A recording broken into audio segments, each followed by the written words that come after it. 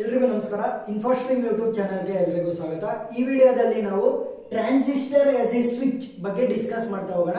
So ಇದೊಂದು basically theory type problem. So ಥಿಯರಿನ ಬರೀಬೇಕು ಇದರಲ್ಲಿ. ಸೊ ನಾನು ಏನು ಬೋರ್ಡ್ ಮೇಲೆ ಬರೀತೀನಿ ಪ್ರತಿಯೊಂದನ್ನು ಬರೆದ್ರೆ ಔಟ್ ಮಾರ್ಕ್ಸ್ ಸಿಗುತ್ತೆ, ಯಾವುದೇ ಯೂನಿವರ್ಸಿಟಿ ಆದ್ರೂ ಪರವಾಗಿಲ್ಲ. ಈಗ ಟ್ರಾನ್ಸಿಸ್ಟರ್ ಆಸ್ ಎ ಸ್ವಿಚ್ ನ ಯೂಸ್ ಮಾಡೋದಕ್ಕಿಂತ ಮೊದಲು ನಾವು ಟ್ರಾನ್ಸಿಸ್ಟರ್ ಅಂತಂದ್ರೇನು, ಈ ಟ್ರಾನ್ಸಿಸ್ಟರ್ ನಾವು is a basic building block of electric circuit. ಪ್ರತಿಯೊಂದು ಎಲೆಕ್ಟ್ರಿಕ್ ಸರ್ಕ್ಯೂಟ್ ಗಳನ್ನ ಮಾಡೋದಕ್ಕೆ ನಾವು ಟ್ರಾನ್ಸಿಸ್ಟರ್ ಗಳನ್ನ ಯೂಸ್ ಮಾಡ್ತಾ ಹೋಗ್ತೀವಿ. ಸೊ ಟ್ರಾನ್ಸಿಸ್ಟರ್ ನ ಯೂಸ್ ಮಾಡೋದ್ರಿಂದ ನಾವು ಈ ಟ್ರಾನ್ಸಿಸ್ಟರ್ ನ ಯೂಸ್ ಮಾಡಿಕೊಂಡು ಒಂದು ಸ್ವಿಚ್ ಆದ್ರೂ ಮಾಡಬಹುದು, ನೆಕ್ಸ್ಟ್ ಆಂಪ್ಲಿಫೈಯರ್ ರೀತಿಯಲ್ಲಾದ್ರೂ ಕೂಡ ನಾವು ಟ್ರಾನ್ಸಿಸ್ಟರ್ ಗಳನ್ನ ಯೂಸ್ ಮಾಡಬಹುದು. ಸೊ ಇನ್ನೂ ಬೇರೆ ಬೇರೆ ರೀತಿಯಲ್ಲಿ ನಾವು ಟ್ರಾನ್ಸಿಸ್ಟರ್ ನ ಯೂಸ್ ಮಾಡ್ತಾ ಹೋಗ್ಬೋದು. ಈಗ transistor as N amplifier use ಮಾಡೋದು ಹೇಗೆ, transistor as a switch use ಮಾಡೋದು ಹೇಗೆ. So transistor as A amplifier use ಮಾಡಬೇಕು ಅಂತಂದ್ರೆ ಒಂದು ವೇವ್ ಫಾರ್ಮ್ ಇದೆ ಅಂತ ಅನ್ಕೊಳ್ಳಿ, ಈ ರೀತಿ ಬರ್ತಿದೆ. ಅದರ ಆಂಪ್ಲಿಟ್ಯೂಡ್ ಅನ್ನ ಇನ್ಕ್ರೀಸ್ ಮಾಡುತ್ತೆ ಆಂಪ್ಲಿಫೈಯರ್. ಆಂಪ್ಲಿಫೈಯರ್ ಏನ್ ಮಾಡುತ್ತೆ ಅಂದ್ರೆ ನೋಡಿ, ಪಾಸಿಟಿವ್ ಆಫ್ ಸೈಕಲ್ ಇನ್ನೂ ಜಾಸ್ತಿ ಆಯಿತು, ನೆಗೆಟಿವ್ ಆಫ್ ಸೈಕಲ್ ಕೂಡ ಜಾಸ್ತಿ ಆಯಿತು.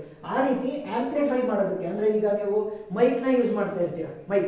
ಸೊ ಮೈಕ್ ನ ಯೂಸ್ ಮಾಡ್ಬೇಕಾದ್ರೆ ನೀವು ಮಾತಾಡೋದು ಸ್ಪೀಕರ್ ಅಲ್ಲಿ ಏನಾಗುತ್ತೆ, ಆಂಪ್ಲಿಫೈ ಅಂದ್ರೆ ಸೌಂಡ್ ಜಾಸ್ತಿಯಾಗಿ ಬರ್ತಾ ಹೋಗುತ್ತೆ. ಸೊ ಆ ಪ್ರೋಸೆಸ್ ನ ಏನಂತ ಕರಿತೀವಿ, ಆಂಪ್ಲಿಫಿಕೇಶನ್ ಅಂತ ಕರಿತೀವಿ.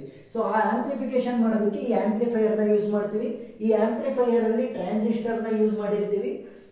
ಈ ಆಂಪ್ಲಿಫೈಯರ್ ಅಲ್ಲಿ ಟ್ರಾನ್ಸಿಸ್ಟರ್ ವರ್ಕ್ ಆಗಬೇಕು ಅಂತಂದ್ರೆ ಈ ಟ್ರಾನ್ಸಿಸ್ಟರ್ ಎಲ್ಲಿರಬೇಕು, ಟ್ರಾನ್ಸಿಸ್ಟರ್ ಆಕ್ಟಿವ್ ರೀಜನ್ ಅಲ್ಲಿ ಇರಬೇಕು. Active region. So active region ಅಲ್ಲಿ ಇದ್ರೆ ಮಾತ್ರ ಈ ಟ್ರಾನ್ಸಿಸ್ಟರ್ ಆಂಪ್ಲಿಫೈಯರ್ ಆಗಿ ವರ್ಕ್ ಆಗಬಹುದು.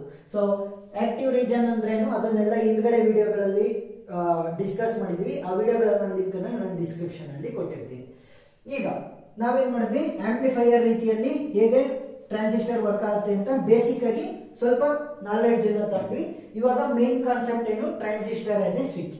ಈಗ ಟ್ರಾನ್ಸಿಸ್ಟರ್ ಆಸ್ ಎ ಸ್ವಿಚ್ ಆಗಿ ಆಕ್ಟ್ ಆಗಬೇಕು ಅಂತಂದ್ರೆ ನೋಡಿ, ಬಿಜೆಟಿ. ಸೊ ಟ್ರಾನ್ಸಿಸ್ಟರ್ ಅಂತಂದ್ರೆ ನೋಡಿ, ಬಿಜೆಟಿ ಅಂದ್ರೆ bipolar junction transistor.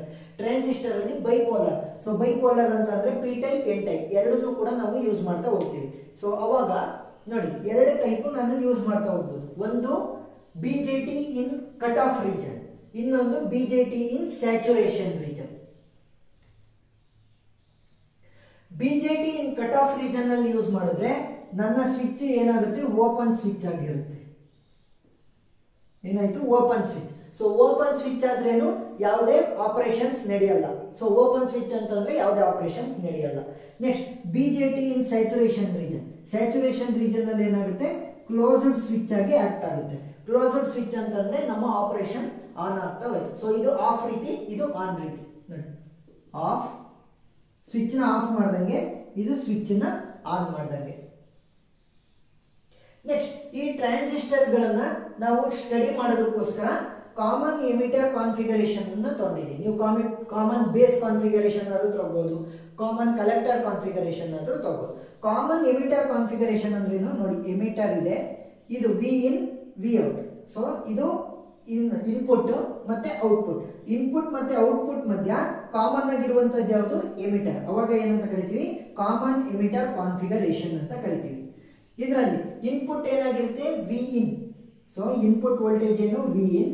Output voltage ಏನು, V C E. Next input current ಬೇಕಲ್ವಾ. ಸೊ ಇನ್ಪುಟ್ ಕರೆಂಟ್ ಏನಾಗುತ್ತೆ, ಇನ್ಪುಟ್ ಕರೆಂಟ್ ಈ ಆರ್ ಬಿ ಅಂದ್ರೆ ಬೇಸ್. ಬಿ ಅಂದ್ರೇನು ಬೇಸ್, ಇ ಅಂದ್ರೆ ಎಮಿಟರ್, ಸಿ ಅಂದ್ರೆ ಕಲೆಕ್ಟರ್. ಬೇಸ್ ಇಂದ ಬರ್ತಾ ಇರುವಂತ ಕರೆಂಟ್ ಅನ್ನ ಏನಂತ ಕರಿತೀವಿ, input current I B. Next output current ಏನಾಗುತ್ತೆ, ಎಮಿಟರ್ ಗೆ ಯಾವುದೇ ಕರೆಂಟ್ ಬರಲ್ಲ, ಯಾಕಂದ್ರೆ ಅದು ಗ್ರೌಂಡ್ ಗೆ ಇದೆ. ನೆಕ್ಸ್ಟ್ ಇಲ್ಲಿ ಕಲೆಕ್ಟರ್ ಇದೆಯಲ್ಲ, ಕಲೆಕ್ಟರ್ ಗೆ ಕರೆಂಟ್ ಬರ್ತಾ ಹೋಗುತ್ತೆ, ಕೆಳಗಡೆ ಈ ಕಡೆ ಸೈಡ್ ಬರುತ್ತೆ ಕರೆಂಟ್. ಸೊ ಅದನ್ನ ಏನಂತ ಕರಿತೀವಿ, I C. Output current I C, input current I B. ಈಗ ಬಿಜೆಟಿ ಇನ್ cut off region first discuss ಮಾಡೋಣ, ನೆಕ್ಸ್ಟ್ ಇನ್ ಸ್ಯಾಚುರೇಷನ್ ರೀಜನ್ ಅನ್ನ ಡಿಸ್ಕಸ್ ಮಾಡೋಣ. ಈಗ ಬಿಜೆಟಿ ಇನ್ ಕಟ್ ಆಫ್ ರೀಜನ್ ಅಂತ ಅಂದ್ರೇನು, ಓಪನ್ ಸ್ವಿಚ್. ಓಪನ್ ಸ್ವಿಚ್ ಅಂದ್ರೆ ಆಫ್ ಆಗುತ್ತೆ ಅಂತ ಅರ್ಥ. ನೋಡಿ ಏನಾಗುತ್ತೆ, ಬಿಜೆಟಿ ಇನ್ ಕಟ್ ಆಫ್ ರೀಜನ್ ಅಲ್ಲಿ ಇದ್ದಾಗ when input voltage is equal to 0, ಈ ಕಂಡೀಷನ್ ಸ್ಯಾಟಿಸ್ಫೈ ಆದ್ರೆ ಕಟ್ ಆಫ್ ರೀಜನ್ ಬರುತ್ತೆ. ವೋಲ್ಟೇಜ್ ವಿ ಇನ್ ಇದೆಯಲ್ಲ, ವಿ ಇನ್ ವ್ಯಾಲ್ಯೂ ಏನಾದ್ರೂ 0 ಆಗಿದ್ರೆ V in value is equal to 0 ಅಂತ ಕನ್ಸಿಡರ್ ಮಾಡೋಣ. ಇನ್ಪುಟ್ ವೋಲ್ಟೇಜ್ ಕೂಡ ಲೋ ಆದಾಗ ಇಲ್ಲಿ ಕರೆಂಟ್ ಏನಾಗುತ್ತೆ, current I B. So I B value ಕೂಡ ಏನಾಗುತ್ತೆ, 0 ಅಂತ ಅಂದ್ರೆ ಕಡಿಮೆ. ಸೊ ಐ ಬಿ ವ್ಯಾಲ್ಯೂ ಕೂಡ ಕಡಿಮೆ ಆಗಿರೋದ್ರಿಂದ ಇನ್ಪುಟ್ ವೋಲ್ಟೇಜ್ ಏನಿರುತ್ತೆ, ಇನ್ಪುಟ್ ಕರೆಂಟ್ ಏನಿರುತ್ತೆ ಆ ಇನ್ಪುಟ್ ಕರೆಂಟ್ ಔಟ್ಪುಟ್ ಕರೆಂಟ್ಗೂ ಕೂಡ ಇನ್ಫ್ಲೂಯೆನ್ಸ್ ಮಾಡುತ್ತೆ. ಇನ್ಪುಟ್ ಕರೆಂಟ್ ಕಡಿಮೆ ಆದರೆ ಔಟ್ಪುಟ್ ಕರೆಂಟ್ ಕೂಡ ಕಡಿಮೆ ಆಗುತ್ತೆ, ಆ ರೀತಿ ನಡೀತಾ ಹೋಗುತ್ತೆ. ಸೊ ನೋಡಿ, ಇನ್ಪುಟ್ ಕರೆಂಟ್ ಯಾವುದು? IB. ಸೊ IB ಕಡಿಮೆ ಆಗ್ತಿದೆ, 0 ಆಗ್ತಿದೆ ಅಂತಂದ್ರೆ IC ಕರೆಂಟ್ ಕೂಡ ಏನಾಗುತ್ತೆ? 0 ಆಗುತ್ತೆ. IC ಕರೆಂಟ್ ಕೂಡ ಏನಾಯ್ತು? 0 ಆಯ್ತು. ಇನ್ಪುಟ್ ಕರೆಂಟ್ ಕಡಿಮೆ ಆದ್ರೆ ಔಟ್ಪುಟ್ ಕರೆಂಟ್ ಕೂಡ ಕಡಿಮೆ ಆಯ್ತು. ಸೊ ಈ ಕಡಿಮೆ ಆಗಿರೋದ್ರಿಂದ ಏನಾಗುತ್ತೆ? VCE ವ್ಯಾಲ್ಯೂ ಜಾಸ್ತಿ ಆಗ್ಬಿಡುತ್ತೆ. ಸೊ ಏನಾಗುತ್ತೆ? VCE ವ್ಯಾಲ್ಯೂ ಹೈ ಅಂತಂದ್ರೇನು? ಜಾಸ್ತಿ ಆಯ್ತು. ನೋಡಿ, both BE and CE junction work in reverse bias. So ಇವಾಗ ಏನಾಯ್ತು? ಎರಡು ವ್ಯಾಲ್ಯೂ ಕೂಡ ಲೋ ಆಯ್ತಲ್ವಾ, current value. So current value low ಆಗಿರೋದ್ರಿಂದ VCE ವ್ಯಾಲ್ಯೂ ಜಾಸ್ತಿ ಆಗುತ್ತೆ. ನೋಡಿ, voltage drop is high. So ಏನಾಯ್ತು? ವೋಲ್ಟೇಜ್ ಡ್ರಾಪ್ VCE ಏನಾಯ್ತು? ಜಾಸ್ತಿ ಆಯ್ತು. ಅವಾಗ ಏನಾಗುತ್ತೆ ಅಂತಂದ್ರೆ ನೋಡಿ, ಬೇಸ್ ಮತ್ತೆ ಎಮಿಟರ್. ಸೊ ಇದಷ್ಟು ಸೇರಿ ಏನಾಯ್ತು? ಬೇಸ್ ಎಮಿಟರ್ ಮತ್ತೆ ಬೇಸ್ ಮತ್ತೆ ಕಲೆಕ್ಟರ್. ಸೊ ಬೇಸ್ ಮತ್ತೆ ಕಲೆಕ್ಟರ್ ನೋಡಿ, ಬೇಸ್ ಮತ್ತೆ ಎಮಿಟರ್ ಮತ್ತೆ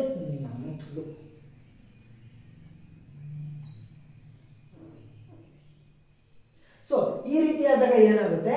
ಬೇಸ್ ಎಮಿಟರ್ ಮತ್ತೆ ಕಲೆಕ್ಟರ್ ಎಮಿಟರ್. ಬೇಸ್ ಇಲ್ಲಿದೆ, ಎಮಿಟರ್ ಇಲ್ಲಿದೆ. ಸೊ ಬೇಸ್ ಎಮಿಟರ್ ಜಂಕ್ಷನ್ ಮತ್ತೆ ಕಲೆಕ್ಟರ್ ಎಮಿಟರ್ ಜಂಕ್ಷನ್ ಈ ಎರಡು ಜಾಗಗಳು ಏನಾಗುತ್ತೆ ಅಂತಂದ್ರೆ ನೋಡಿ, ರಿವರ್ಸ್ ಬಯಾಸ್ ಕಂಡೀಷನ್ ಅಲ್ಲಿ ವರ್ಕ್ ಆಗುತ್ತೆ. ಏನಾಯ್ತು? Reverse bias condition. So reverse bias condition ಅಲ್ಲಿ ವರ್ಕ್ ಆದಾಗ ವೋಲ್ಟೇಜ್ ಡ್ರಾಪ್ ಏನಾಯ್ತು? ಜಾಸ್ತಿ ಆಯ್ತು. ವೋಲ್ಟೇಜ್ ಡ್ರಾಪ್ ಜಾಸ್ತಿ ಆಗಿರೋದ್ರಿಂದ ಟ್ರಾನ್ಸಿಸ್ಟರ್ ಸರ್ಕ್ಯೂಟ್ ಏನಾಗುತ್ತೆ? ಓಪನ್ ಸರ್ಕ್ಯೂಟ್ ಆಗುತ್ತೆ. So transistor circuit open circuit ಆಗುತ್ತೆ. ಇಷ್ಟು ಥಿಯರಿನ ಬರೆದ್ರೆ ಆಯ್ತು. ನೆಕ್ಸ್ಟ್ ಅವಾಗ ಏನಾಯ್ತು? ಓಪನ್ ಸರ್ಕ್ಯೂಟ್ ಆಯ್ತಲ್ಲ. ಓಪನ್ ಆಯ್ತು ಅಂತಂದ್ರೆ ಕರೆಂಟ್ ಫ್ಲೋ ಆಗೋದಕ್ಕಾಗಲ್ಲ, ಏನು ಫ್ಲೋ ಆಗೋದಕ್ಕಾಗಲ್ಲ. ಏನಾಯ್ತು? ನನ್ನ ಸ್ವಿಚ್ ಆಫ್ ಆಯ್ತು. ನೆಕ್ಸ್ಟ್ ಅದರ ಉಲ್ಟಾ BJT ಇಂದ ಸ್ಯಾಚುರೇಷನ್ ರೀಜನ್ ಅಲ್ಲಿ ಏನಾಗುತ್ತೆ ಅಂತಂದ್ರೆ ನೋಡಿ, when input voltage is equal to positive input voltage ನಾನು ಕೊಡ್ತಾ ಇದ್ದೀನಿ ಅಂತ ಅನ್ಕೊಳ್ಳಿ. ಅಂದ್ರೆ 0ಕ್ಕಿಂತ ಜಾಸ್ತಿ ಪಾಸಿಟಿವ್ ಇನ್ಪುಟ್ ವೋಲ್ಟೇಜ್ ಕೊಟ್ಟೆ ಅಂದ್ರೆ ಹೈ ಆಯ್ತು.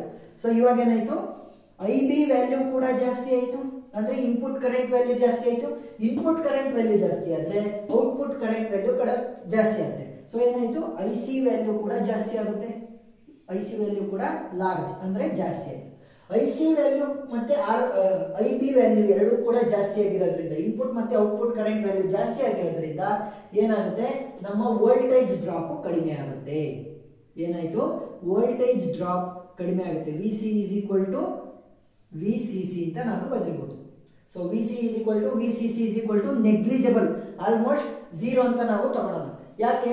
ಫುಲ್ ಲೆಸ್ ಆಗುತ್ತೆ ಅಲ್ವಾ. ಸೊ ಫುಲ್ ಕಡಿಮೆ ಆಗುತ್ತೆ. ಇಲ್ಲಿ ವೋಲ್ಟೇಜ್ ಡ್ರಾಪ್ ಏನಾಯ್ತು? ಕಡಿಮೆ ಆಯ್ತು. ಬರೀ ವೋಲ್ಟೇಜ್ ಡ್ರಾಪ್ ಏನಾಯ್ತು? ಲೆಸ್ ಆಯ್ತು. ಸೊ ಇಲ್ಲಿ ವೋಲ್ಟೇಜ್ ಡ್ರಾಪ್ ಹೈ ಇತ್ತು, ಇಲ್ಲಿ ವೋಲ್ಟೇಜ್ ಡ್ರಾಪ್ ಲೆಸ್ ಆಯ್ತು. ನೆಕ್ಸ್ಟ್ ಇಲ್ಲಿ ಇವೆರಡೂ ಕೂಡ ಕರೆಂಟ್ಗಳು ಜಾಸ್ತಿ ಆಗಿದೆ, ವೋಲ್ಟೇಜ್ ಡ್ರಾಪ್ ಕಡಿಮೆ ಆಯಿತು. ಅವಾಗ ಏನಾಗುತ್ತೆ ಅಂತಂದ್ರೆ ಈ ಬೇಸ್ ಮತ್ತೆ ಎಮಿಟರ್ ಜಂಕ್ಷನ್ ಅಂಡ್ ಕಲೆಕ್ಟರ್ ಮತ್ತೆ ಎಮಿಟರ್ ಜಂಕ್ಷನ್ಗಳು ಏನಾಗ್ತವೆ? ಫಾರ್ವರ್ಡ್ ಬಯಾಸ್ ಆಗ್ತವೆ. ಏನಾಗ್ತವೆ? ಫಾರ್ವರ್ಡ್ ಬಯಾಸ್ ಕಂಡೀಷನ್ ಅಲ್ಲಿ ವರ್ಕ್ ಆಗೋದಕ್ಕೆ ಶುರು ಆಗ್ತವೆ. ಈ ಫಾರ್ವರ್ಡ್ ಬಯಾಸ್ ಅಲ್ಲಿ ವರ್ಕ್ ಆಗೋದಕ್ಕೆ ಶುರುವಾದಾಗ ಏನಾಗುತ್ತೆ? ಟ್ರಾನ್ಸಿಸ್ಟರ್ ಸರ್ಕ್ಯೂಟ್ ಕ್ಲೋಸ್ಡ್ ಸರ್ಕ್ಯೂಟ್ ಆಗುತ್ತೆ. ಟ್ರಾನ್ಸಿಸ್ಟರ್ ಸರ್ಕ್ಯೂಟ್ ಏನಾಗುತ್ತೆ? ಕ್ಲೋಸ್ಡ್ ಸರ್ಕ್ಯೂಟ್ ಆಗುತ್ತೆ. ಕ್ಲೋಸ್ಡ್ ಸರ್ಕ್ಯೂಟ್ ಅಂತ ಅಂದ್ರೇನು? ಕ್ಲೋಸ್ಡ್ ಸರ್ಕ್ಯೂಟ್ ಆದಾಗ ನನ್ನ ಕರೆಂಟ್ ಫ್ಲೋ ಆಗ್ಬೋದು. ಸೊ ಇವಾಗ ನೋಡಿ, RC ಹಾಗೆ ಇರುತ್ತೆ, ಇದು VCE is equal to VCC. ಇವಾಗ ಏನಾಯ್ತು? ಕ್ಲೋಸ್ಡ್ ಸರ್ಕ್ಯೂಟ್ ಆಯ್ತು. ಕ್ಲೋಸ್ಡ್ ಸರ್ಕ್ಯೂಟ್ ಅಂತಂದ್ರೆ ನನ್ನ ಕರೆಂಟ್ ಫ್ಲೋ ಆಗ್ತಾ ಇರುತ್ತೆ. ಇಲ್ಲಿ ಕ್ಲೋಸ್ಡ್ ಸರ್ಕ್ಯೂಟ್ ಇರೋದ್ರಿಂದ ಕರೆಂಟ್ ಫ್ಲೋ ಆಯ್ತು ಅಂತ ಅಂದ್ರೆ ಏನಾಯ್ತು? ಸ್ವಿಚ್ ಆನ್ ಆಯ್ತು ಅಂತ ಅರ್ಥ.